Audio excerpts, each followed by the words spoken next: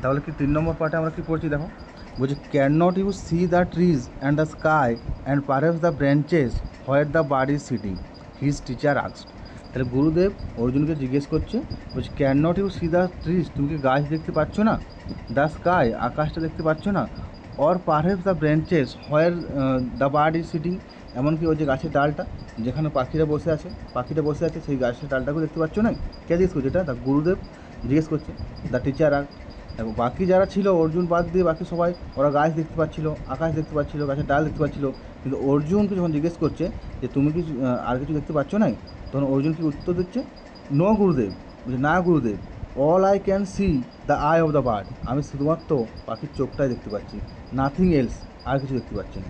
তাহলে অর্জুন নিজের লক্ষ্যে স্থির আছে, ওর কাজ কী দিচ্ছে? কাজ দিচ্ছে তোমাকে পাখির চোখে তীরটা ছুটতে হবে। তাহলে অর্জুন একমাত্র অর্জুনেই যে শুধুমাত্র পাখির চোখটাই দেখতে পাচ্ছিল, আর কিছু দেখতে পায়নি।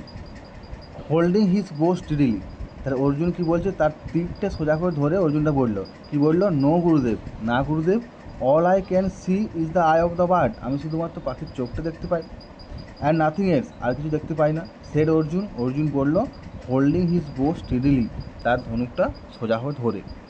না দ্রোণাচার্য, এখন দ্রোণাচার্য কী করলেন? না দ্রোণাচার্য ওয়াজ ভেরি গ্ল্যাড, এখন দ্রোণাচার্য খুব খুশি। He praise Arjun for his immense concentration, তিনি অর্জুনকে কী করছেন? প্রেজ করছেন, প্রেজ মানে প্রশংসা করা। তাহলে he praised Arjun for his immense concentration, তার গভীর মনোযোগের জন্য তিনি অর্জুনকে প্রশংসা করছেন।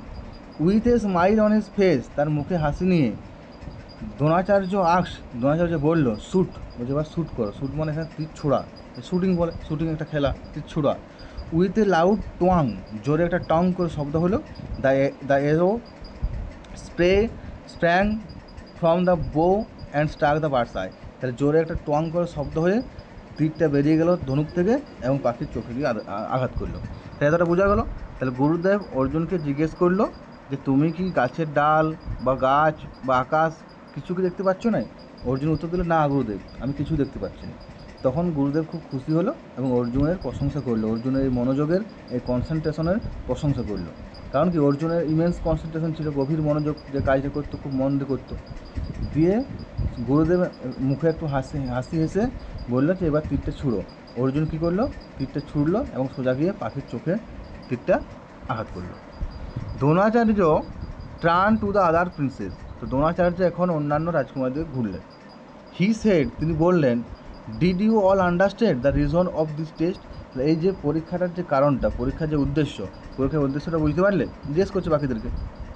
অলওয়েজ রিমেম্বার, সবসময় মনে রাখবে, when you aim for something, যখন তোমার কোনো কিছুর প্রতি লক্ষ্য, you must look at the target and nothing else, তোমার লক্ষ্য থাকবে সবসময়, তোমার টার্গেট যেটা তুমি স্থির করছো সেটাই তোমার লক্ষ্য, আর অন্য কিছু নয়।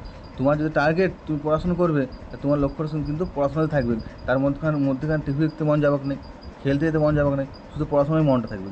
সেরকম অর্জুন, তার লক্ষ্য কি? পাখির চোখের তীরটা ছুড়ো, ওই জন্য শুধুমাত্র পাখির চোখটা দেখতে পাচ্ছিল, আর কিছু দেখতে পাচ্ছিল না। Only with intense concentration can one strike the target, একমাত্র প্রবল মনোযোগেই, তোমার যদি গভীর মনোযোগ থাকে, সেই গভীর মনোযোগেই কী করে? তোমাকে টার্গেট, সফল লক্ষ্যে পৌঁছাতে সাহায্য করবে।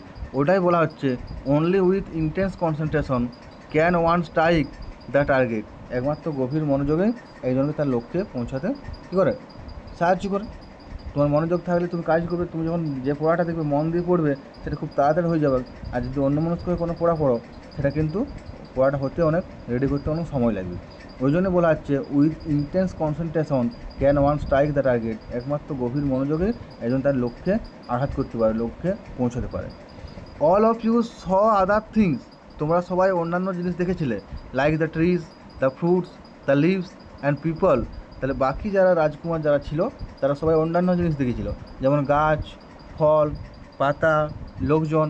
কেন না? Because you are not concentrating on the task given to you, কারণ তোমাদেরকে যে কাজটা দেওয়া ছিল সেই কাজে তুমি মন দাও নাই। তোমাদের কাজ ছিল পাখির চোখে তীর ছোড়া, তোমরা পাখি দেখতে পাচ্ছিলে, গাছ দেখতে পাচ্ছিলে, ডাল দেখতে পাচ্ছিলে, কারণ তোমরা কাজে মনোযোগ দাও নাই।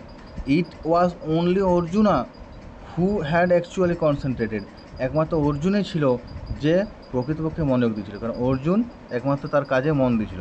তার যে লক্ষ্যে তার লক্ষ্যে মনোযোগ ছিল। So now all of you know why Arjun is the best student. তাহলে এখন তোমরা সবাই জেনে গেলে কেন অর্জুন সবথেকে ভালো। ওদের অভিযোগ ছিল কি, যে অর্জুনকে বেশি ফেভার করে, গুরুদেব অর্জুনকে বেশি লাইক করে, আমাদের কম লাইক করে, অর্জুনকে বেশি ভালোবাসে। তার কারণটা কি, অর্জুনের কনসেন্ট্রেশনের জন্য, তার মনোযোগের জন্য।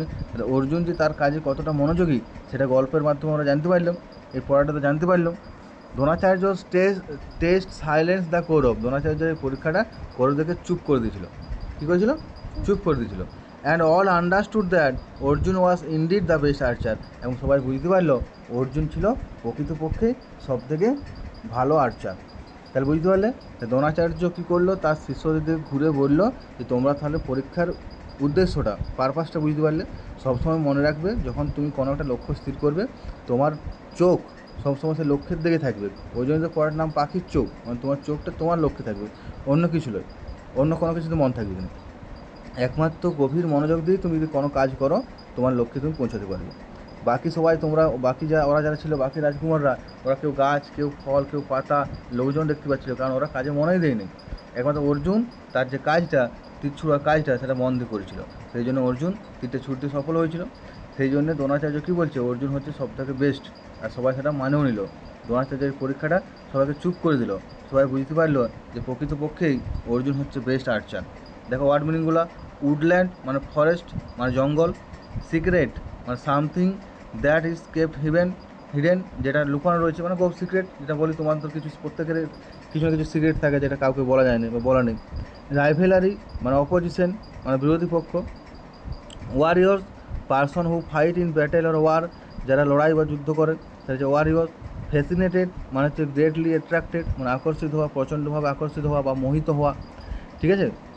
Mace a heavy weapon with a spiked metal load মানে একটা ভারী যে একটা তোমার অস্ত্র, যেটাতে তোমার কী হয়, মাথার মতো সে মুন্ড থাকে একটা, দেখেছি তো। মেস মানে গদা, যেটা এক কথায় গদা, মেস মানে গদা। ডিসাইপেল মানে যে স্টুডেন্টস মানে তোমার ছাত্র বা শিষ্য। Concentration ability to direct attention on a single thing মানে তোমার মনোযোগ দেবে কোনো একটা জিনিসে, তোমাকে সব পুরোপুরি মন দিতে হবে, সেই যে কনসেন্ট্রেশন। পড়াশোনা করছো, পড়াশোনাতে মন থাকবে। ইমেন্স মানে গ্রেট মানে বিশাল পরিমাণে, বেশি পরিমাণে। টোয়াং মানে যে sound of tightly stage string being put মানে একটা শক্ত করে ধরে যে টানি ছাড়াটা, তার যে শব্দটা, মানে ধরো ওটা তো তীরটা এবার টানিয়ে ছাড়ছে, তখন যে শব্দটা হচ্ছে টোয়াং, মানে এটা আমরা মনে রাখবো, টোয়াং মানে টুং করে শব্দ। এতটা বোঝা গেল? ঠিক আছে তাহলে।